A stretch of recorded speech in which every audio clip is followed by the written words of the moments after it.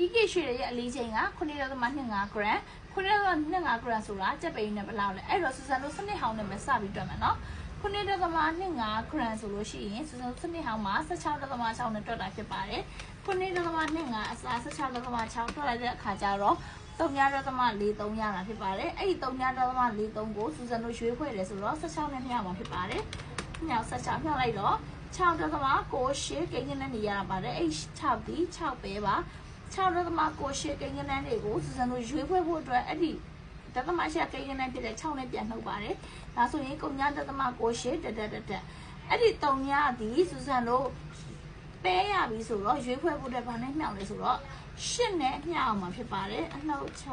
အမျှောက်8မျှလိုက်တဲ့ခါကျတော့9.93ရတာဖြစ်ပါတယ်အဲ့တော့စူဇန်တို့အနည်းဆက်ဆိုလို့ရှိရင်6ပဲနဲ့8ရွေးဝန်းကျင်လောက်ရှိပါတယ်ဒါကကြတော့စနစ်ဟောင်းနဲ့တွက်ထားတဲ့နည်းလေးပါ